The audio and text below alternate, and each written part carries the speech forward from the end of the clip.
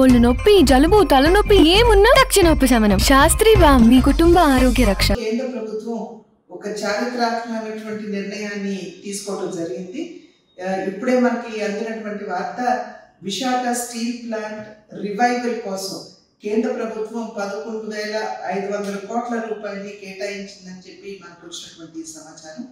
నేను నరేంద్ర మోడీ గారికి, అదేవిధంగా కుమారస్వామి గారికి నేను నా ధన్యవాదాలు, అదే నిర్మలా సీతారామన్ గారికి కూడా నా ధన్యవాదాలు నేను తెలియజేస్తున్నాను.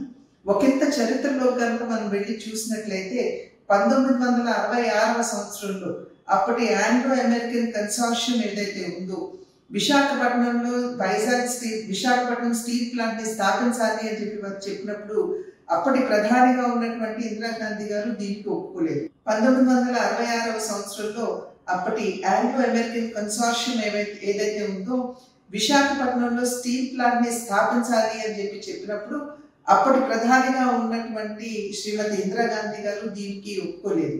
అయితే అమృతరావు గారు, తెన్నేటి విశ్వనాథన్ గారు, వీరి యొక్క కృషి వలన, వీరి యొక్క పోరాటం వలన వేలాది మంది అక్కడ ఉన్నటువంటి తెలుగు వారి యొక్క పోరాట ఫలితంగా దగ్గర 32 మంది వారి ప్రాణాలు కోల్పోయినటువంటి సందర్భంలో మనం విశాఖపట్నంలో స్టీల్ ప్లాంట్ ని స్థాపించుకోవడం జరిగింది.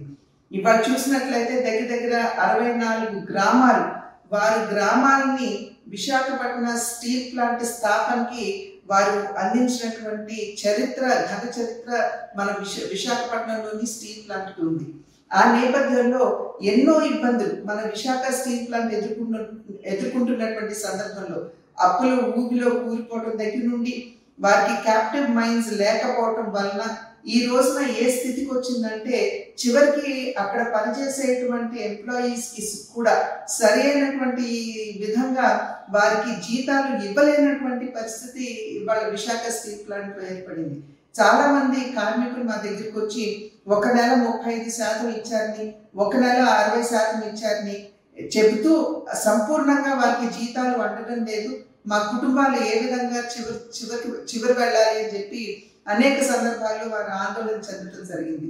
ఎప్పుడైతే ఈ విషయాలన్నీ మా దృష్టికి వచ్చాయో, ఎప్పటికప్పుడు మేము ఈ విషయాలన్నీ లేఖల మాధ్యమంగా నరేంద్ర మోడీ గారి దృష్టికి, అదేవిధంగా డెలిగేషన్ ని తీసుకుని వెళుతూ అక్కడ ఉన్నటువంటి పనిచేసేటువంటి కార్మికుల్ని సైతం డెలిగేషన్ గా తీసుకుని కుమారస్వామి గారి దగ్గరికి, నిర్మలా సీతారామన్ గారి దగ్గరికి, పీయూష్ గోయల్ గారి దగ్గర కూడా తీసుకుని వెళ్ళి అనేక సందర్భాల్లో వీరి విషయాలు, వీరు ఎదుర్కొనేటువంటి ఇబ్బందులు ఇవన్నీ కూడా, అదేవిధంగా విశాఖపట్నం స్టీల్ ప్లాంట్ కి సంబంధించినటువంటి సమస్యలు కూడా వారందరి దృష్టికి తీసుకువెళ్ళడం జరిగింది.